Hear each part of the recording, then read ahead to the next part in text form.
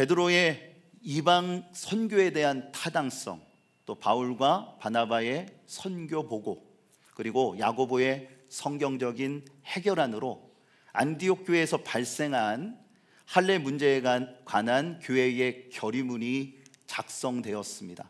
우리가 사도행전 15장을 함께 읽으면서 이 과정들을 함께 상세하게 살펴보았습니다.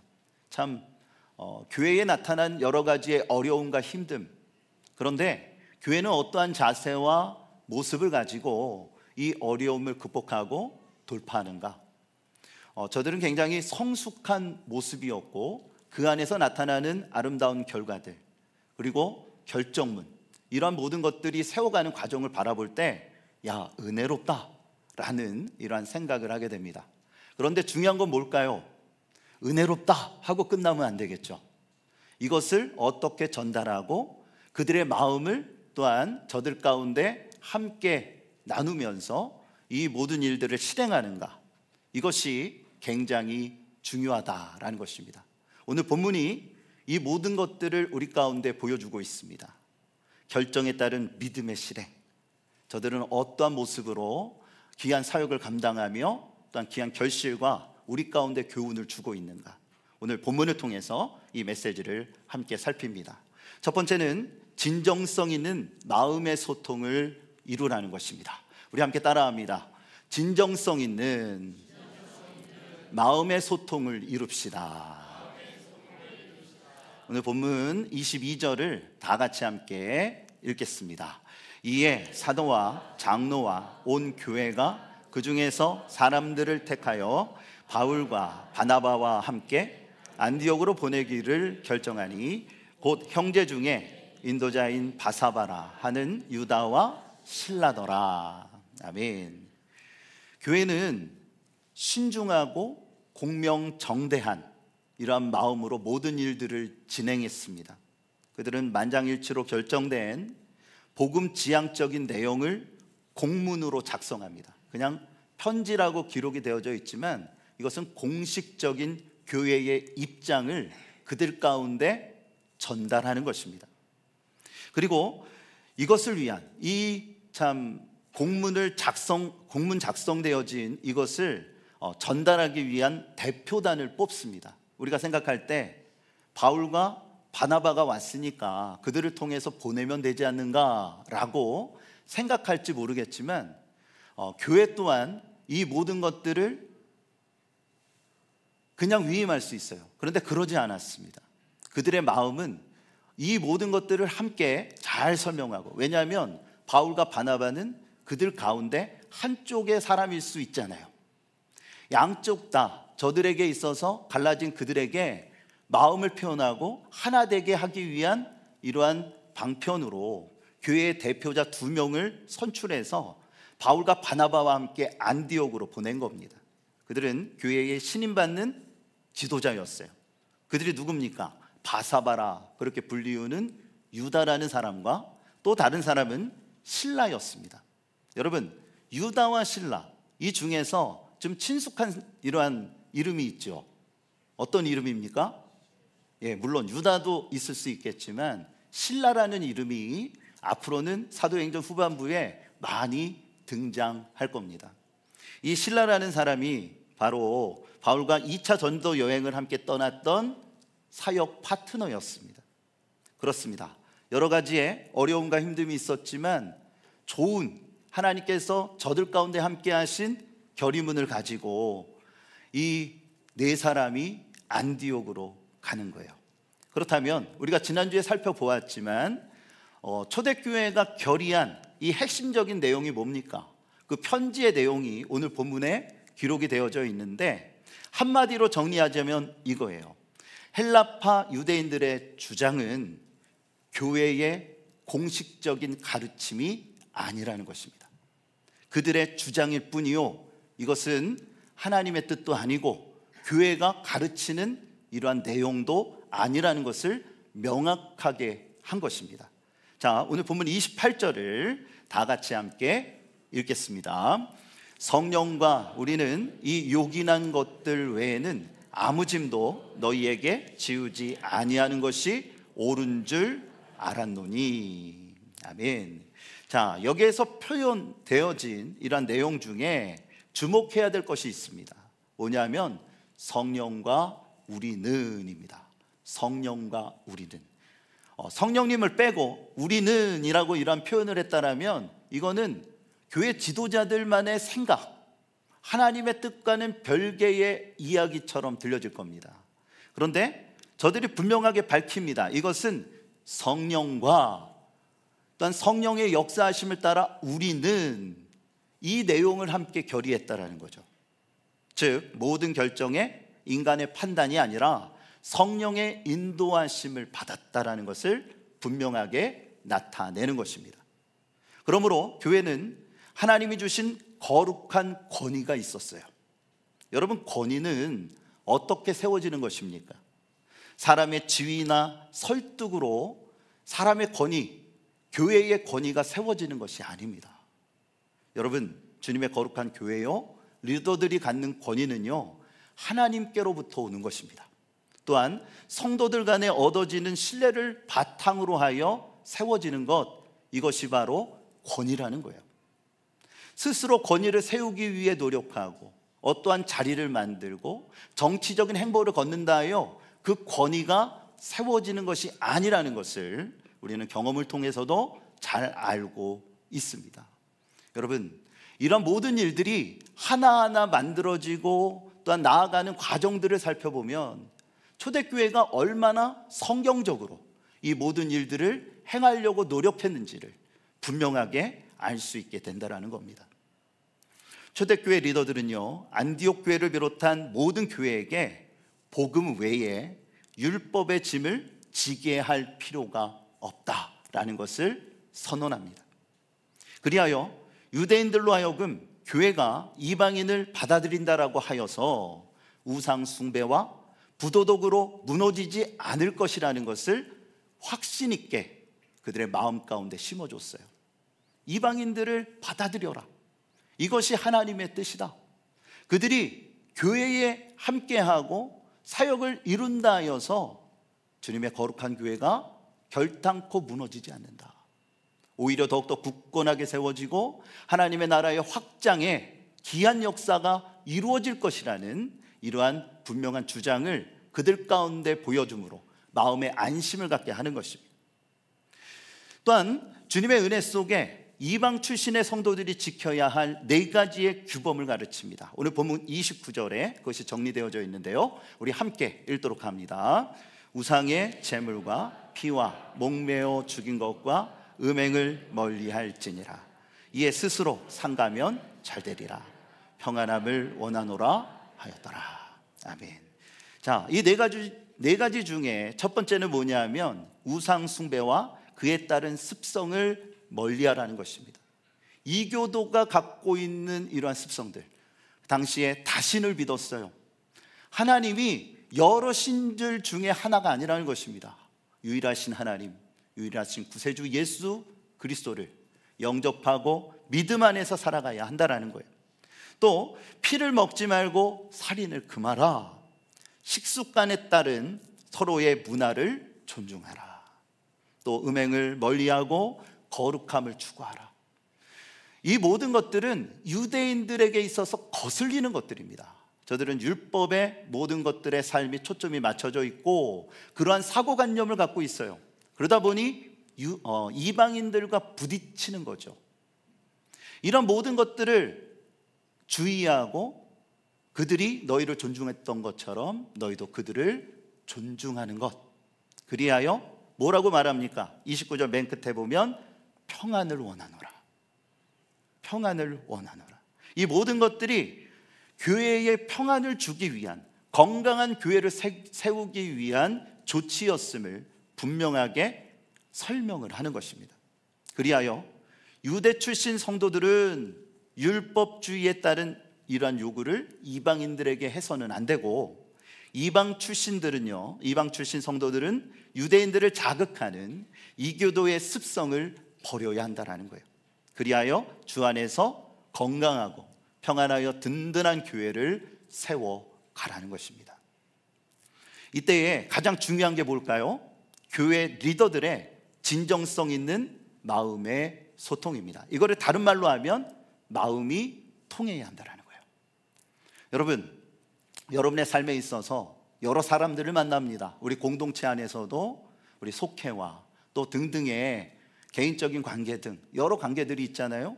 여러분 가정을 바라보면 또 가정 안에서 부부 간에 아니면 부모님과 자녀 간에 이러한 마음의 소통이 있어야 합니다. 직장에서도 마찬가지죠. 이때에 제일 중요한 게 뭐겠어요? 무슨 말을 하는구만, 아이고 그려, 이런 게 아니라 마음이 통해야 돼요. 여러분, 먼저는 하나님과 마음이 통하는 인생이 되어주시기를 축복합니다. 또한 우리 교우들 간의 관계도 마찬가지예요. 여러분의 가정과 사회의 삶에서도 마찬가지예요. 마음이 통하는 진정한 소통이 있으시기를 바랍니다. 그럴 때 평안하여 든든한 공동체를 세워갈 수 있는 것입니다. 여러분, 그러기 위해서 우리는 이 말씀을 마음에 깊이 되새겼으면 좋겠어요. 베드로전서 2장 17절 말씀 세번역서로 우리 다 같이 함께 읽겠습니다. 모든 사람을 존중하며 믿음의 식구들을 사랑하며 하나님을 두려워하며 왕을 공경하십시오. 아멘. 우리는 주 안에서 진정성 있는 마음의 소통을 이루어야 하는데, 그러기 위해서는 여러분 하나님을 경외하셔야만 합니다. 하나님을 경외하십시오. 또 서로를 존중하고 배려하십시오. 나의 주장만을 앞세우지 말고 그 사람의 이야기를 들어보고 그 안에서 서로 보듬어주고, 내가 보듬어주는 게 아니라 서로 보듬어줘야 합니다. 그게 소통입니다. 많은 말보다 때로는 우리의 손짓과 우리가 행하는 행동이 오히려 더 큰 위로와 힘을 줄 수 있고 마음을 전달할 수 있는 매개체가 됩니다. 또한 이 모든 것 위에 사랑과 공경이 있어야 돼요. 사랑과 공경. 그럴 때에 우리의 모든 일들이 주 안에서, 교회는 교회의 사역대로, 여러분의 삶은 여러분의 삶대로 아름다운 귀한 결실들이 맺어지게 되어질 줄을 믿습니다. 두 번째 우리에게 주시는 메시지는 믿음의 확신 속에 기쁨으로 순종하라는 것입니다. 우리 함께 따라합니다. 믿음의 확신 속에 기쁨으로 순종합시다. 자, 초대교회가 유다와 실라를 통해서 저들의 마음을 전달합니다. 그러자 그 안디옥 교회는 어떻게 했을까요? 그 반응을 함께 살펴보면 30절, 31절 말씀을 우리 다 같이 함께 읽겠습니다. 그들이 작별하고 안디옥에 내려가 무리를 모은 후에 편지를 전하니 읽고 그 위로한 말을 기뻐하더라. 아멘. 자, 안디옥 교회는 교회 대표단이 전달한 편지를 읽고 큰 위로와 기쁨을 얻습니다. 그동안 얼마나 혼란스럽고 힘들었겠습니까? 믿음의 공동체요, 예수 안에서 정말 하나님을 예배하고 여러 가지 많은 사역들을 진행하다가 벽에 부딪힌 겁니다. 사실 이런 분위기 속에 무슨 부흥과 믿음의 역사가 일어날 수 있겠습니까? 불가능하죠. 이로 인해서 안디옥 교회는 유대 출신과 이방인 출신 성도들 간의 마음이 둘로 나뉘었어요. 열띤 논쟁으로 인해서 상처를 받습니다. 나만 힘든 게 아니라 상대방도 힘든 것입니다. 정말 성도들이 원하는 건 뭘까요? 교회가 평안하여서 믿음의 귀한 역사를 이루고 부흥하며 성장하는 거 아니겠어요? 여러분, 마음이 둘로 나뉘고 그 가운데 상처가 생겨나는 것 누가 기뻐할 일입니까? 하나님이 기뻐하실까요? 아니면 사탄이 기뻐할까요? 그렇죠? 당연한 거 여쭤보니까 대답도 안 하시는 것 같아요. 사탄이 좋아할 일입니다. 그리고요, 여러분, 나만 상처받는 게 아니에요. 그 과정을 지켜보는 두 그룹이 있어요. 여러분의 자녀들이 상처를 받아요. 여러분의 자녀들이 이 모든 모습들을 보면서 교회도 세상과 다를 바가 없구나. 두 번째 그룹은 새 가족이 상처를 받아요. 야, 이게 뭐지?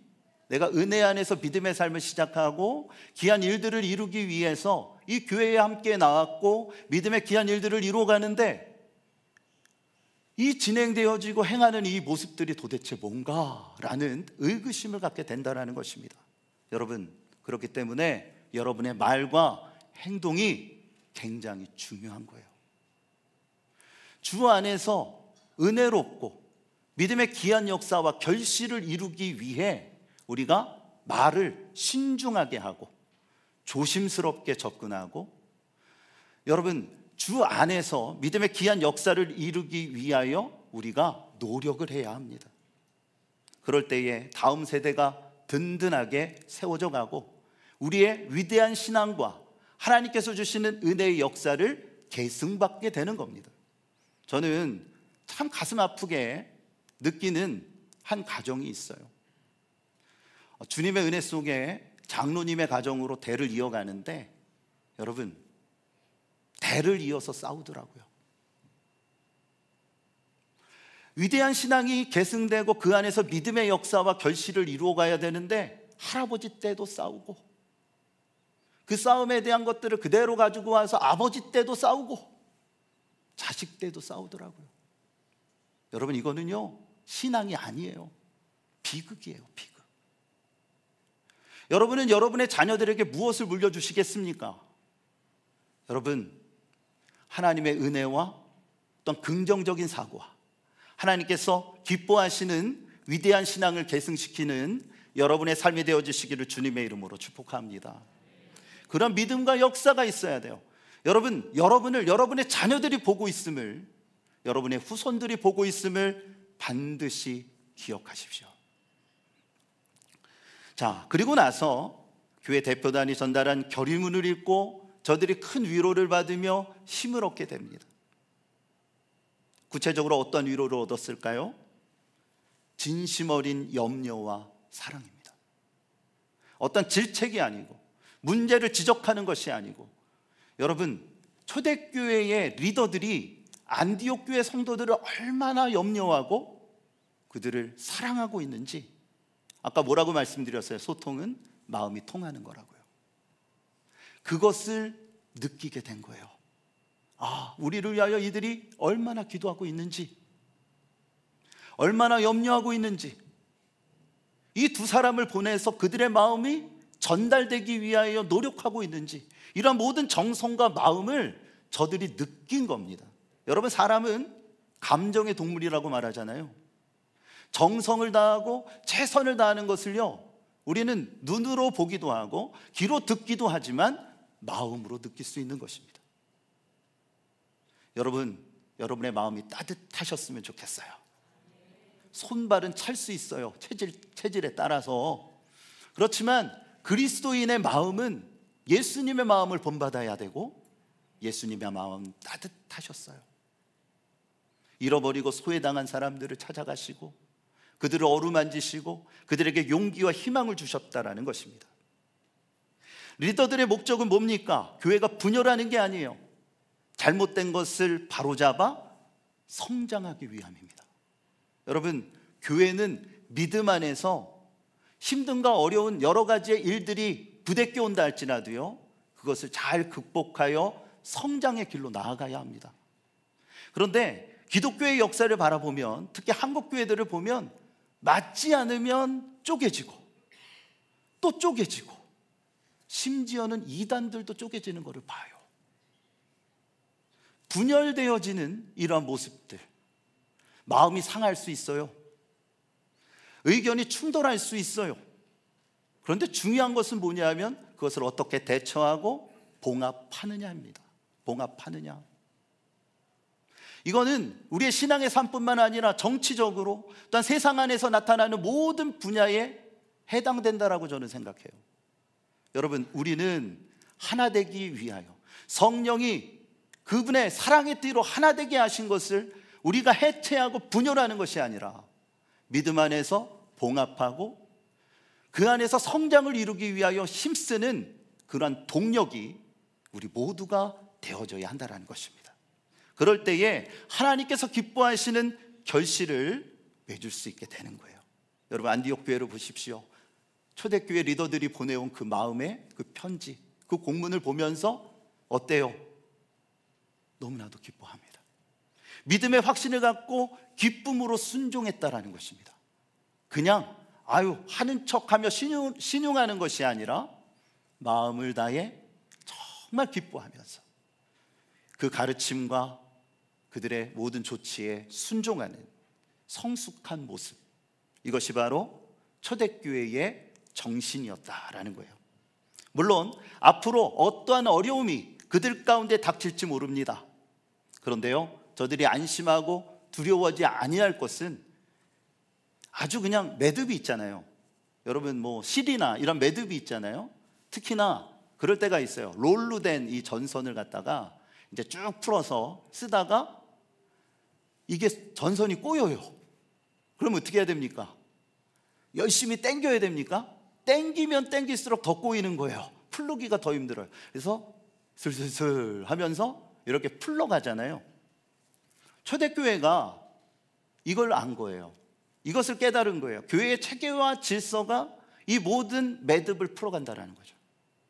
주님 안에서 여러분의 인생 가운데 힘든가 어려움이 있습니까? 얽히고 설킨 문제가 있습니까?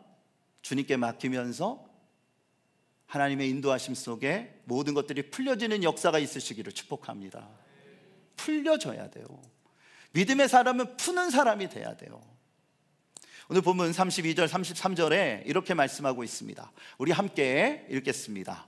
유다와 실라도 선지자라, 여러 말로 형제를 권면하여 붙게 하고 얼마 있다가 평안히 가라는 전송을 형제들에게 받고 자기를 보내던 사람들에게로 돌아가되. 아멘. 유다와 실라는 힘을 다해서 안디옥 교회를 굳건하게 세우기 위해 최선을 다합니다. 근데요, 저는 이 부분이 오히려 유다와 실라가 더 큰 은혜를 받았을 것 같아요. 저도 그런 경험이 있거든요.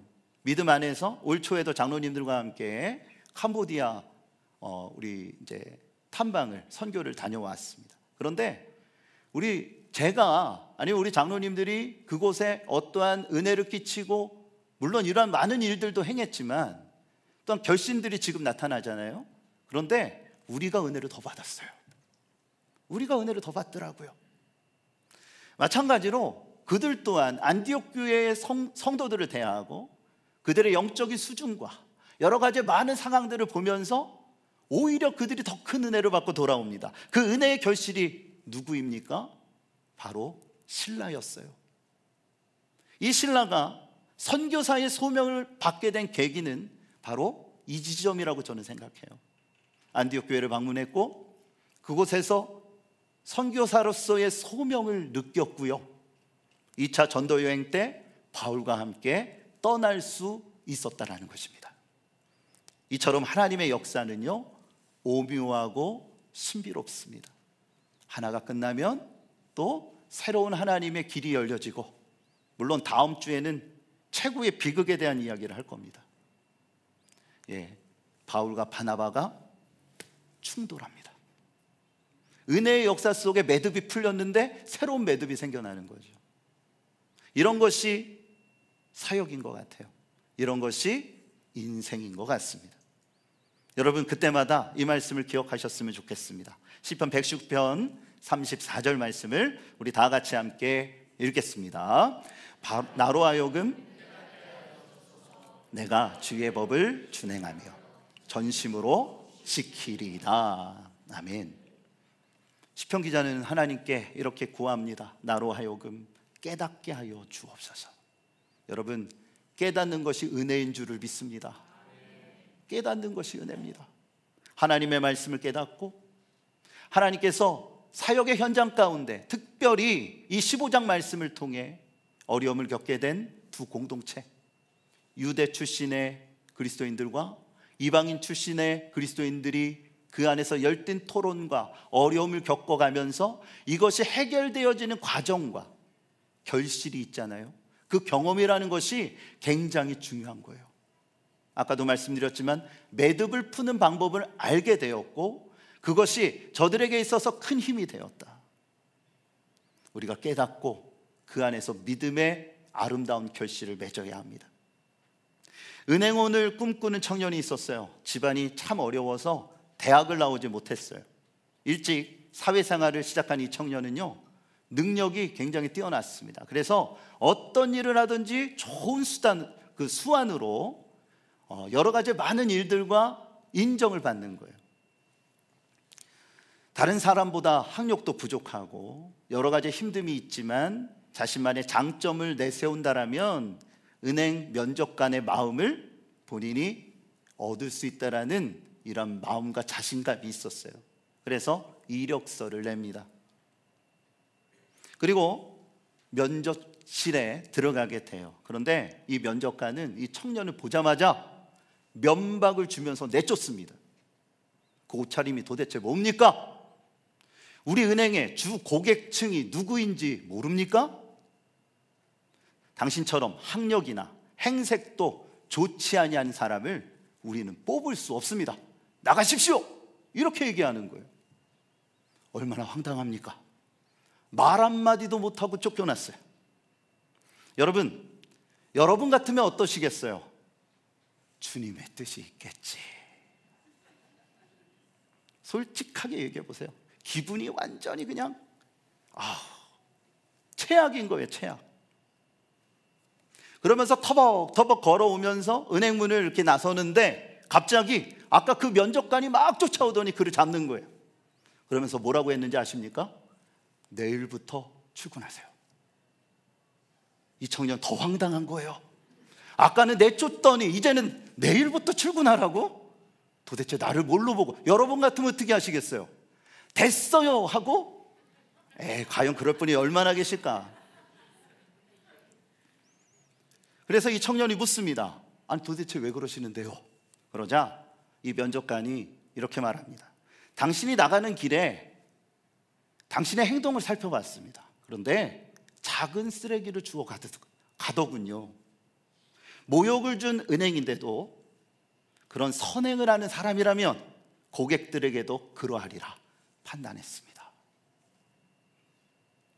사랑하는 교회 여러분, 하나님을 주인으로 모시는 사람은요, 모든 일에 거룩한 습관이 배어나와야 합니다. 정말 내 안에 주님이 함께 하시고 내가 믿음의 거룩한 삶을 살아간다면 말과 행동 또한 그렇게 일치되어져야 한다는 거예요. 내 기분이 상했다고, 지금 나의 컨디션이 좋지 않다라고 해서 이 모든 것들이 그냥 맘대로 해도 되고, 나중에 내 마음은 그렇지 않다라고 그렇게 말한다 하여 그것이 진정성 있는 모습일까요? 물론 그럴 수도 있습니다. 이 이야기를 통해 강조하는 게 뭘까요? 거룩한 사람은 거룩한 모습으로 살아가야 한다는 것입니다. 초대교회의 모습이 그랬어요. 그들의 거룩한 영성이 안디옥 교회에 선한 영향력을 끼쳤다라는 것입니다. 속담에 윗물이 맑아야 아랫물이 맑다 했습니다. 그들은 하나님의 거룩한 은혜의 역사요, 하나님께서 기뻐하시는 귀한 일들을 하기 위하여 기도했고 하나 되었고 그들의 마음을 표현하였습니다. 그러자 그것이 안디옥 교회에 그대로 전달되어 선하고 아름다운 결실로 맺어지게 됐다라는 거예요. 우리 또한 마찬가지 아닙니까? 청년처럼 모욕을 당하는 상황 속에서도 그리스도인다운 삶의 선택을 하시기를 주님의 이름으로 축복합니다. 그리스도인다운 삶을 살아야 돼요. 교회에서는 그리스도인, 세상 안에서는 그냥 세상대로, 이것이 아니라 여러분, 이것이 선한 싸움이에요. 여러분들이 주님의 은혜 안에서 힘들고 어렵지만 여러분의 직분대로, 여러분이 갖고 있는 신앙의 정체성대로 살아가는 것이 진정한 믿음의 삶이라는 거예요. 아무도 못 보겠지. 제가 가끔 그럴 때가 있어요. 오산에 있는 식당보다는 저 수원이나 아니면 동탄에 있는 데로 가야 되겠다. 오산에서 이렇게 아는 사람을 많이 만납니까? 우리 교인들도 그렇고 지방 목사님들도 그렇고, 그러다 보면 너무 불편한 거예요. 나도 자유롭고 싶어. 그런데 저를 바라보고 있는 우리 아이들은 그렇지 않더라고요. 저 아빠 이상하다. 그럴수록 더 조심해야죠. 그럴수록 더욱더 하나님 안에서 살아가야죠. 맞습니다. 저도 인간이기에 그럴 때가 있어요. 그렇지만 여러분, 어디에 있던 무엇을 하던 그리스도인다운 여러분의 인생이 되어주시기를 주님의 이름으로 축복합니다. 하나님이 여러분을 붙들어 주시고 또한 믿음의 귀한 역사와 또한 확신 속에 기쁨으로 순종하며 승리할 수 있도록 우리의 인생의 길을 인도하여 주실 줄을 믿습니다.